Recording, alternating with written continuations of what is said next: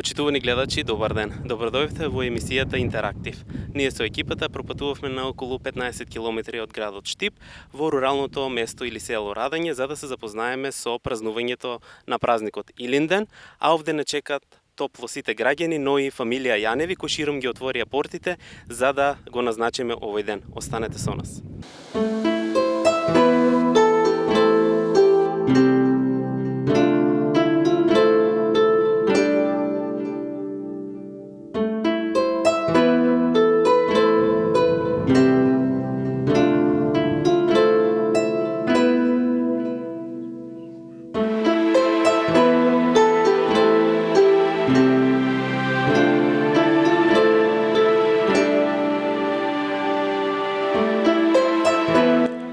Тетка Ленче, велам, добар ден. Добар ден. Кажете ни по кој повод се собираме сега и кој е значење на чествување на празникот Илинден во село Радање?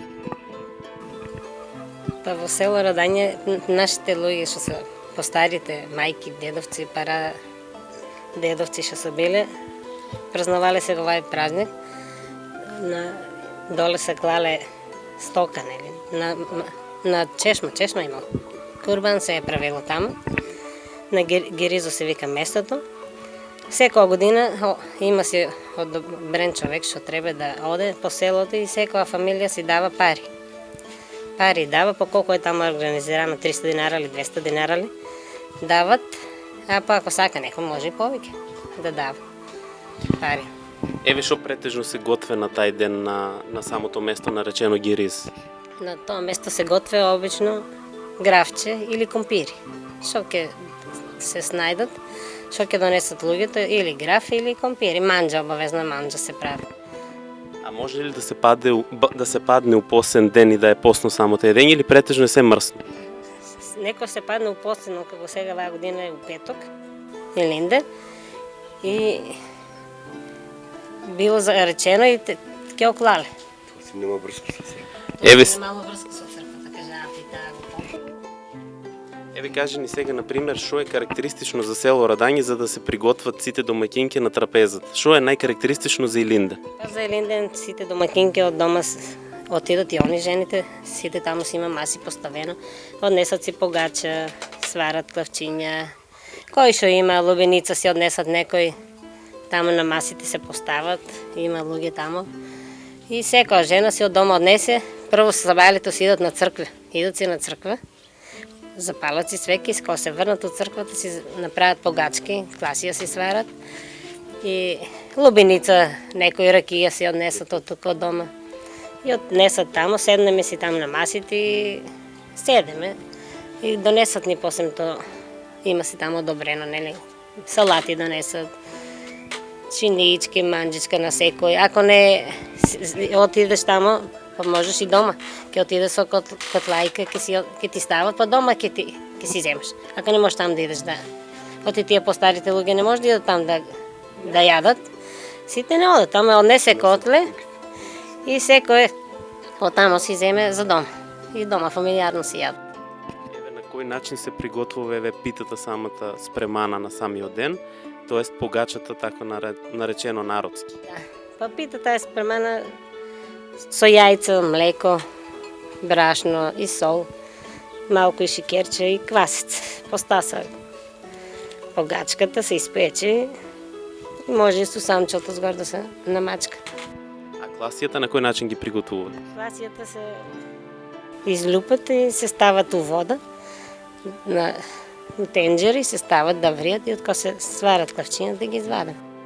А дали знаете зашо, например, се практикува еве класијата и еве погачата на самиот ден? Што символика има? Здравје. Обично символика за здравје на луѓето и на стоката. Затоа се носе таму. Еве рековте стоката, зошто на стоката и колку Радање се практикува да се чува стока? Аба оно се практикува, но секој па не може да чува. Остареа луѓето не можат. Младите си бегаат по градиштата на работа и не може секој да чува. Еве, например, за самиот ден Илинден, а вие како домаќинки ден денеска дали го практикувате истото оставено од минатото? Да, тоа го се практикуваме. Како е останало од старите и ние се така си тераме. Еве, како било од минатото да започнеме? Се сеќавате ли како вашите родители, баби, дедовци се објасниле добро како е процедурата на целиот дневен ден на Ден Илинден? Како започнува денот? Што прават најчесто?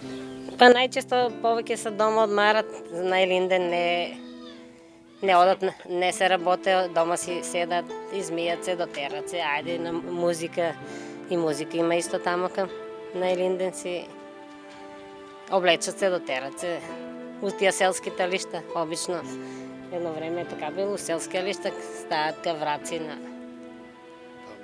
И како се прославува еве овој ден кога рековте се облекуваат во носи? Дали имале карактеристични, например, на стари инструменти, па на стари ора да играат и слично? Играт. Има музика тамо и играт. И ден денеска. Те сега ќе има изјава, па музика. Овак ден. Дали континуирано секоја година се практикува еве колењето на курбан, правењето на јадење за цело село? Дали ден денеска се практикува тоа? Да, секоја година се коле. На Илинден. Некојаш пририпнат, ама не е добро. Лани пририпна, ама не е добро што се пририпна. А сега па одновија си. Еве, која е символиката на самиот светец? Дали тој е самиот заштитник на самото село? Да. Покрај што е заштитник, еве, например, од што најчесто треба да се пазат луѓето, еве, од доколку не го чествуваат него? Дождови, невреме, највише од тоа треба да се пазат луѓето. Невреме доваѓа, ветрови, од се. Се случува ли кога еве не се практикува самото славење да се случи, вие да сте сведок на тоа случување? Случува се. На тај ден си заречено за стоката. А они не го практикуваат таа работа и умира некоја стока. Умират. Дешават се да умират стока. И затоа се па се одновува и си ја терат па истата работа. И сушата много. Ако не спа суша, нели? Сушата е од тоа, ако не празнуваме, ако не си тераме нашите работи, секоја жена да си иде со погачка тамо со клашчиња, со се, тоа е и за сушата. Еве, дали црквата е на истоимениот празник или се вика по друго име? Кирил Методи се вика црквата. Црквата се вика Селска слава, Кирил Методи. И Селска слава е тугај, црквата се вика Кирил Методи. Дали имате, например, свештеници на истиот ден, дали доваѓаат да држат литургија? Да, секоја година, на секој празник кога доваѓа си поп туку у селото. И сите одеме цело село, доке 10 сато завршуваат више. Од 7 до 10. И одеме си на црква, сите сабајани. Има ли некој карактеристичен обичај што се практикува за Ден Илинден тука, што не го напоменаме? Што е нешто што се случува, нешто по-карактеристично или тоа од прилика се? Од прилика се е тоа, ја мислам, па другите нека кажат нешто.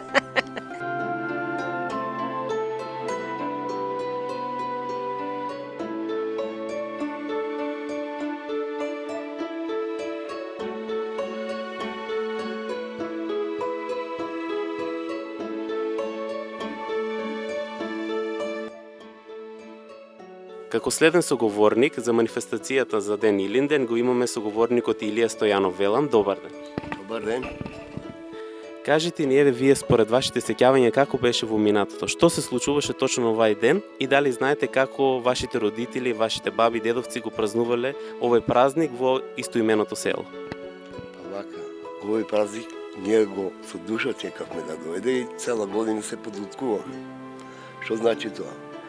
Значи, земајќи од нова година и сите навака празници туку се чествуваат. Вака, конкретно за овој празник, голем празник, бидејќи и моje име, и јас се гордам со тоа, вака, значи купував, едно време имаше многу стока, тогаш голем бик се колеше. Сега сме помалку, па помало. Како викат, колку музика, колку пари, толку музика, така? И, значи, сега како да се обележи. Меѓутоа, минатото, сабајлето отидат уште у 7 саато. Таму се бико за коле, има се организација, луѓе нашите правелци што се биле, колку јас памтам. А зошто се тоа прави? Тоа се прави бидејќи стоката имало чума на времето. Чума многу, знаеме што е чума, и тоа останало од прадедо, од турско оште. 500 века. И турчинот рече, дай да заколеме нещо да се реши проблем. Свобода тогаш не си имали толкова проблем, али како сега. Ама тогаш долго имало чума. Умирала стоката и ајде курбан. И сите турци, македонци, сите без разлика со живот било и еснав. Татко ми знаеше оригинал турски. И аз со власи познавам влашки знам. Сега учам турски. Што сакам да... Значи колес. После се дробе месото, има си ящики, ги вика, сега има кувари модерно. И се готвя. Еден котел граф, еден котел от 100 литра, 200. По 5-6 котела е имало, зависи какво е население. Тук може да изпълням и народа ще готвя. Марко, кой други там, иляници бя. Ще се вика, ще споминали генерации. И откако, пред това, у 7 сабато, жените одат на църква. Значи това си башка от манастирцията за Илиния. Значи случайно се тогава е паднало. И жените си одат на църквата, там си запалят, сега за здраве, се помолят, некой може има панагия и се вракят от църква и идат си дома. И това мъжете доле подготвува сето това. И кога дойде време, кога готова манджата, камбаната чука, оджата вика и сите одат натома. А как одат?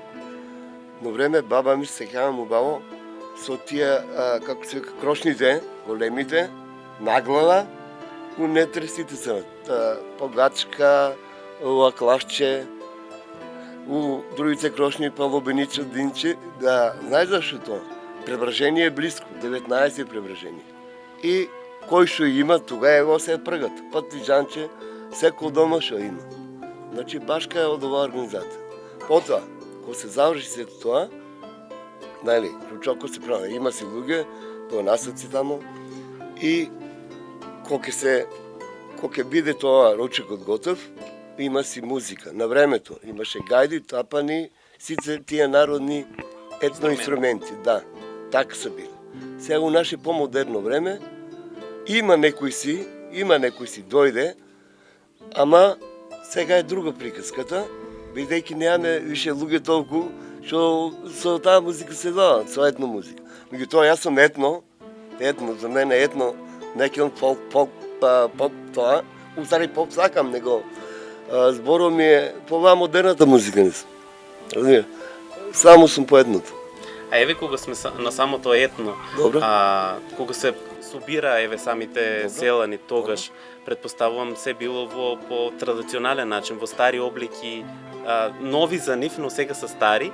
Кажете ни еве како започнуваше самиот собир, со кој ораз се игра, како народот знаеше да се веселеше, дали пееја, дали има некаков концепт врз кој се одвиваше самиот ден Милинден? Како нема, тие луѓе живееја за тај ден. Значи, таа народната носија, традиција, таа специјално се за празници облечува, има таква за празници, и се таму облечат сите од мало до големо, жени, мажија, деца, и се оде таму. Песните и тоа ората, нормално е тия. Елено Моме, Топтан, Арнауто, Крстачко, сето тоа. Значи на гајда тоа и на тупан се по-убаво звучи. И не злужно. Сега е на армоника, нели така? Сеќавате ли се еве на старите инструменталисти, што можеме сега да ги напоменеме? Дали знаете имиња? Како не, дедо Петруш гајдаџијата, Методи, Чичко Методи со тупано, дедо Игно со тупано, кој друга? Имаше Кемане, дедо Гоне со гајдата, дедо Гоне, на Весна Сенева, дедои, Весна, дедои. А од жените дали се сеќавате некој еве што припојуваше песни и како се одвива песните? Дали беа едногласни, двогласни, како се одвива? Едногласни, двогласни, значи имаше тоа, имаше ги. Значи ние сме одили на такмичење, ние деца беме, значи во Радање беше општина на времето, кои не знаат да знаат, тие за луѓе знаат, тие што потегнуваат од овој крај, тие си знаат. Значи имавме фолклорна група. Имавме рече го и одахме на такмичење. У Свети Николи сме најлендиски денови сме били. У поново време и дури у прилет на речи го, на Долнени, Пеци Атанасовски. Кои жени учествува еве на самата манифестација, па и на денот Илинден да пеат?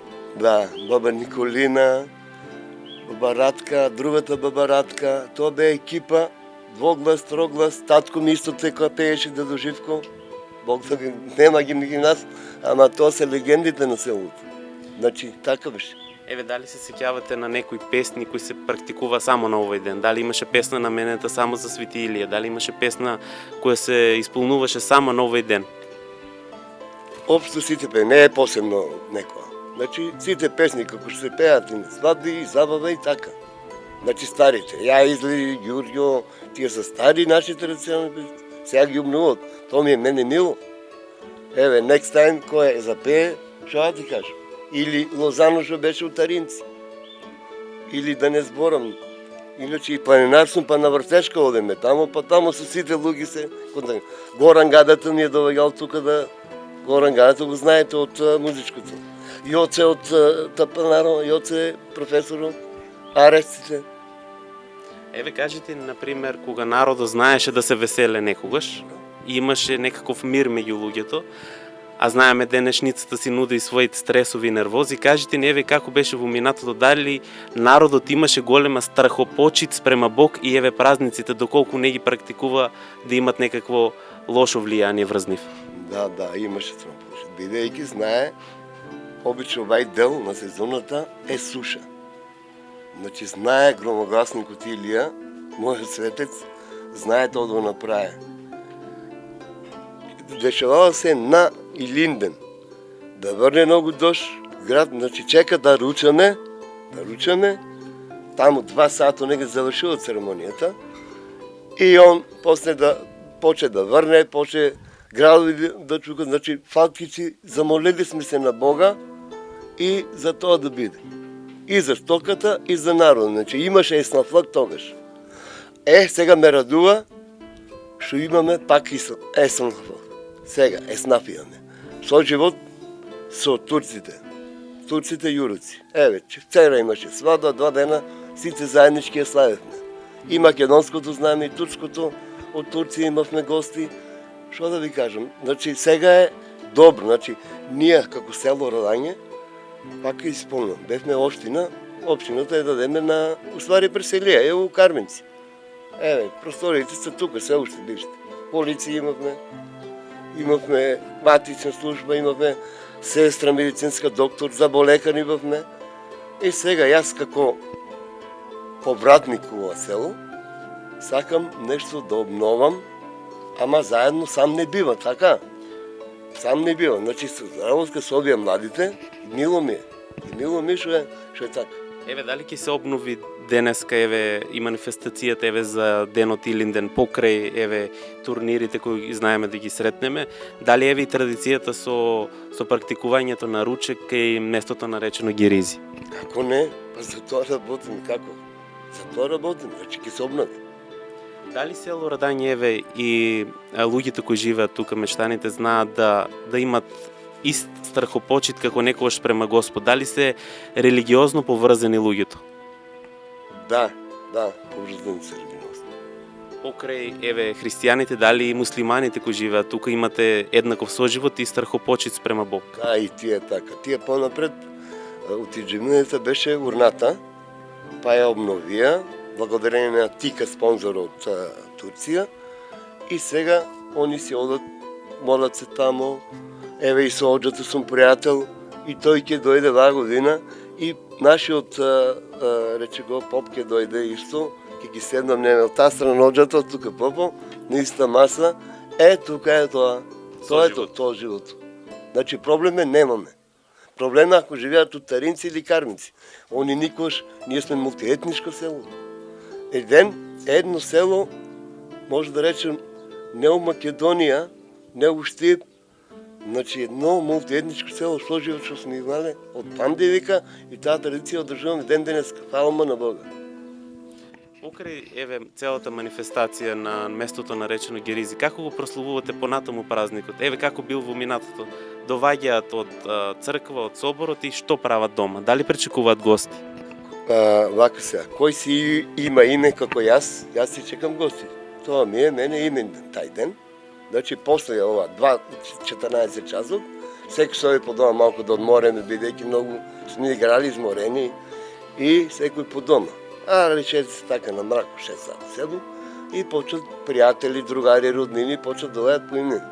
А славата што е селска е Кирил Методија на нашето село. Селска слава е Кирил Методија, меѓутоа комшинското село Аргулица што ми е мило, 2 август е нина сестра слава. И ние одеме тамо. Тамо одеме, фала и благодарение и они се освестило и они имат миграција. Ова ми текна. Значи, ваа година посебно би сакал да ја поздравам диаспората. Значи, они не потикнеа. Минатата година не одржавме ништо, ама ваа година диаспората ја спомнам Данче у Австрија, и спомнам Филиповите од Австралија, од Америка и други, сега моментално не ми тигна, ама фала и на Бог. Николче се врати од Америка. Колку ти ја дадоа влог во самата организација, за да се оживее ден денес? Гледај сега вака, ние собираме фактички доваја од праг на праг доброволно. Одредеме цената, организацијата одредеме цената. Ваа година 300 денари од куќе. 300 денари. Кој милува или кој има повеќе стока, дава 1000 денари, 2000 денари, 3000 денари. Што е ресторано Камник. Виктор што е газдата, даде 50 евра, 3000. Александар што е у Германија, Ивич, брат му Милан и они толку. И вака ми рече, собери колку ќе собереш, рестото ние ќе доплатиме. Моментално има собрано 20.000, ама цело село уште не е завршено. Значи, уште некој динар ќе собере и после ја го Данче сега ќе дојде, главниот спонзор ќе дојде и колку одговорност е потребно за да се организира ова манифестација, бидејќи не е едноставно, треба да се организира месо, јадење, пиење, се буквално. Одговорно е, како не одговорно. Јас вие дена најбрзо што може у живота и списокот, за 2 дена ги собратија 20.000. За 2 дена 20.000. Значи на брзина. Со моторче добавам многу од куќе на куќе и дават луѓето. И новите, имаме многу жители нови, што се дошли од Радовишкиот крај, благодарени и на ние и благодарам. Луѓето не знаат што е манифестацијата, како е во оно, ја морам да ја објаснувам. И луѓето сванаа, и луѓето учествуваат, браво. Тоа се вика браво. И се надевам. Дали тие доваѓат на самиот собир? Да, ако не можат да дојдат, дојде со порција, си носат до дома. Или возрастни луѓе ако има, кажано е, вика, не може да дојдеме. Не може да дојдеш, ама ние со колата, кој не може да дојде, и однесеме дома храна. Храна од Казано и дома ја однесеме храна. Што тие са неизможни. Жалба имат, не може да дојдат. Таа традиција се имали, учествували се, ама дома и носим. Важно, така ни организираме. Доколку продолжи ваквото манифестирање, мислите ли дека со текот на иднината ќе може да се обновува и да се предава ова манифестација на следната генерација? Како не нас да дојде нашите родители, правда да треба. Ако настоиме така да биде. Се надевам. Покрај да зборуваме малку и за вашиот турнир кој што се случува само на ден Илинден. Каква е организацијата за тој турнир? Дали е во чест на самиот празник? Вака се, од минатите години беше тај турнир ептен традиционален. Меѓутоа јас откако се вратив во Радање, почнаме на друг начин да го организираме. Сега имаме игралиште, Арнома, во е само обележување традицијата, млади и стари, кој се вика ветерани и ова, само традиција. Турнир нема ова година, меѓутоа турнир имаме за Кирил Методија. Тај више традиционален. Додека ова илинденскиот каков е? Ва е ништо, само ветерани, значи не се одржува. Минатото беше така. Сега не, сега само така да се обележи. Или имам петлиня деца, от долно мало и горно мало, како начинниче. И тия ќе ги организирам, еве Данче ќе донеси дресови, нови топки од евро, од Германија што беше еврото. И така ќе организирам. Мене ми е битно петлињата да ги организирам. Помладите да бидат поактивни во само. Така. И така оди тоа. Нели од малку задеш и оно ќе играе. Трче и ме тражат. Јас сум и спортувам бараба. Ајде, кога? Ама не сум толку слободен. Ама кога можам, навечер обично излеземе. Тука дека ни го сега парчето направија, ова парчето. Тука се сите, мајки со децата, децата таму не играат, само ме чекат, само свирката свирам и тие идат. Ајде. Еве како празнуваат покрај Илинден и Свети Кирил Методи, кои други празници го празнуваат ова село? Па вака, Кирил Методи не е основен празник. Иначе новогодишни, еве, вака, за Свети Никола, долно мало, риба се готи, така. За Василица, на сред село доле, тие постарите знаат кај е сред село, ова е площадот горе тука. Доле на сред село, за Василица исто пале многи. Мада, поповите не се слагат со тоа било, не знам ша како, ама традиција си традиција. Јас бев деце, коле дар, одеме со кулачиња, сега што е најбитно, ќе заборим. Значи сега моето мало е само турци јурци, млади деца. Арнома, јас колачиња направам, дојдат ми в дворо, мило ми е, пеат песни, ги пеат, научили ги, дека учат македонски дечињата и се трудат. За Великден исто црвени јајца. Еве, слободно прашате од нашето мало, барем во моето мало. Јас сум тука, карши, до џамијата сум близко така факт. Значи, моето мало има 10 деца 20, барем тие доваѓат. Се празнували тука еве празникот Водици, се празнували празникот Лазарова сабота, Цветници, имаше ли лазарки, како беше процесот? Еве покрај илинденските да ги спомнеме и другите празници. На времето да, имаше и лазарки, и водици, тоа сега не, да биме искрени, да биме отворени. Али и мало е, лазарки, па доваѓа лазарици, доваѓа мечкари, со мечките играја. Кога се случуваше еве тоа? Па за Лазара мислам дека беше тоа. За Лазара доваѓа од Мородиви со Видовиште, мечкари со мечка тука, како дете памтам. И со дајрето тропа, и она играе, ние пари фрламе, деца како деца трчеме, не. Многу беше интересно. А дали знаете еве зошто се правил тој обичај? Зошто мечката? Каква символика има? Не знам. Зашто... Дали тоа од старо време така? Од старо останало, а не знам зашто. Едноставно не сум се прежал. Имаше ли василичари едно време? Имаше, како немаше Василичари, и за Василица. Пил кваквил. Сакам да поздравам најстариот жител на Радање. Тоа е баба Стоја. Баба Стоја, таа сега живее у градот. Таа нека стотката иде. Многу поздрав до нејзе. Вториот човек е Влајко тука, што е.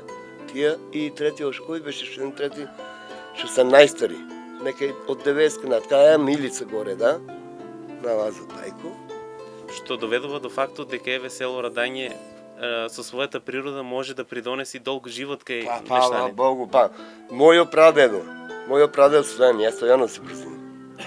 101 година и татко ми вика живоше. Вика, он вика 101 година живее. А они се иначе доста и тоа да видиш. Они се од мене од Панчево, од Сколарци, баба ми од Чешиново и тука се дојден турците кои бегале 20 или 25-та. Значи, пред тој мало турско село било и тие се селат тугај, нали, војната почнува и доваѓат македонците. Јале од Кочанско, од Петрашино, од Чешиново, имаме од Вртешка, од Паланка, секакви имаме. И тука па заеднички јазик сме, од Каменици имаме. И тука, знаеш кој се измешат разни наси, па разни играња, нели? Македонија е богата со традиција. И секој си има своја традиција. Ама тука заедно. Ќе заборам. За Великден, знам како, 3 дена се слави. 3 дена. По 3 крошни мајка ми е барем правила. От ние деца кога се скршат ти го јајцето горе, отидеш менеш го друго јајце, па друго. Иначе тие се облака носи и горе дедо Петруш гајдаджијата свиреше Тие му лепа, бери ситна пара, ама то беше от чеф, от тоа. Значи носијата си облечат и орал, 3 дена орал, зборам за навечер, не навечер тамо, 6-7 сато и се играеше 3 дена поред. Еве, од што се состоеше самата носија, еве, типично од овој крај? Нашата овчеполска носија. Зборам тука за Раданско, да кажали, јас сум од овчеполијата. Каква е носијата? Како изгледа? Елек, сути, скути, како се тоа. Овие се од Плачковица, тие имат друга носија. Има една шопска што е од другото село, како се викаше, а од Вртешка е исто носијата таква. Од Припечани, мајка ми е припечанка од Припечени, ако знаете каде е. И тоа село више не постои, уствари постои, ама нема жители. И баш прашуваме мајка ми, вегам, како ви вие на времето, многу моми мало тамо, многу го знае тука да видам. И вика, абе синко, вика, ние одеме на еден камен, вика, тамо се молевме. И викам, зашто црква не сте имале? Не ли сте имале, во село, носело? Па вика, не знам, тие по година не е имало. Иначе дедористо ми вика, дедористо Донев учитело, ми беше, вика, учител в селото. Тој познатиот. И дојде и на мене учител, и јас бев фолклоро. Заедно, кога сега, пред дом. И дечињата, ево Арне се сети на дедористо, нека му е лесна земја, викаше вака, Илија, нема на кој да оставам традицијата, ке те молам, гледат дека си ентиција. Еве те го тупал, неа колку знам, толку тропам, меѓутоа вика да остане традиција. Мило ми е. И вика, кога ќе умрам, немој да ме жалите. Дечињата ќе го облечете у народна носија. Овие свирачите што беа со нас, ќе свират и вика, ќе играете, нема да плачете. И така беше. Јас реферат читав, тие сите играат, јас читам и плачам и тие децата плачат и играат. Значи тоа беше едно такво желбо, така рече. Исто јас тоа го сакам. Колка ме нема еден ден, немој да ми жалите, нека биде се како што треба, живот нека ми окружи. Ја имам 62 години. Ама... Но сакате да се продолжи самата традиција на следните генерации. Кажете ни, еве, како за самиот крај, од каде името Радање, на колку мала се деле самото село? Да. Јас колку знам, Радање некој се раде тука живеел. Некој раде, а плюс и друга имена верзија, Радање вика, сакаш ли да возиш Радање, рада е по-српски. Значи тука имало времето и срби. Да радиш Радање, ако сакаш да возиш Радање. А зашо? Ако сакаш да чуваш стока, еве ти ја планината, чуј петел, еве пред нас е, стока ако сакаш. Ако сакаш земјоделие, еве ти го полето.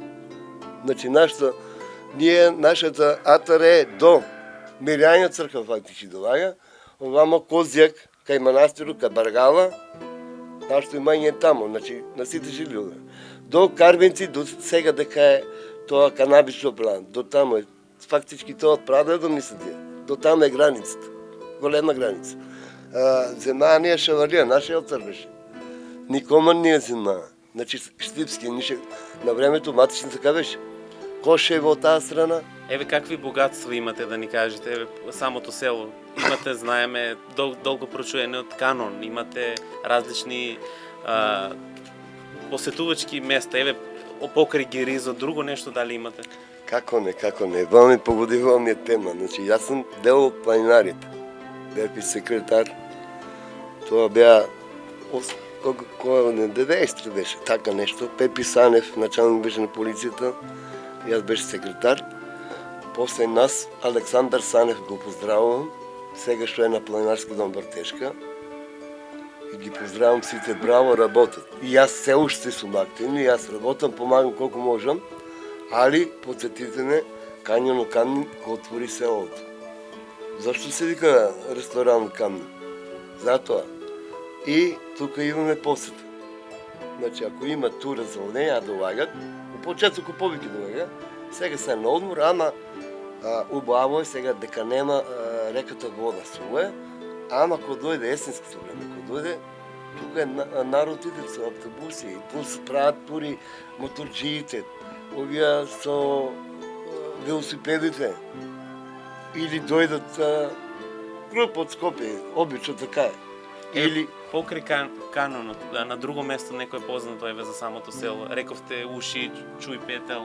Кои се тие места? Тоа е врво Чуј Петел и е 803 надморска височина. Тука градските деца на времето идеја од тамо догоре до Чуј Петел, дека е тоа место партизанско место, тамо биле партизаните, па комитите подоле се тука криво.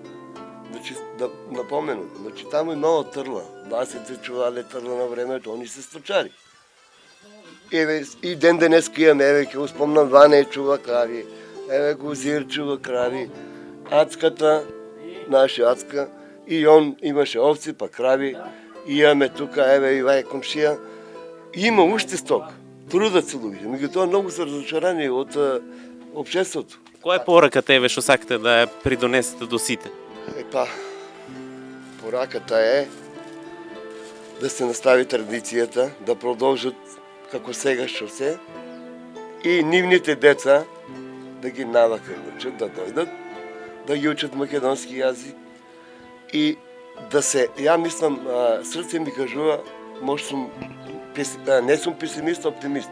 Ја мислам таа диаспора еден ден ќе се врати. Еден ден ќе се врати. Колку село Радање има иселеници надвор од државите? Много има. Мојот чичо е 60 години там е пензионер. Мислам, не го спомнам. Има многу. Австралија па има цели семејства. Цели семејства Австралија. Чичо Ване со неговото семејство. А што да посакаме еве на сите граѓани на Македонија, на сите христијани? Еве здравие, мир, што друго? Мир, здраве, среќа. Тоа е биш. Ја ви го честитам празникот и ви посакувам многу години така да одржувате и да имаме прилика за многу пати да се видуваме и да снимаме за нови репортажи. Благодарам, имајте убав ден и велком дојдете на празникот. Нека е за многу години. За многу години, Илин ден, Свети Илија. Благодарам. Тоа беше се што ние ви приготвивме за оваа телевизија и за оваа репортажа. Ви останете во добро здравје и ви го честитаме празникот Илинден за многу години.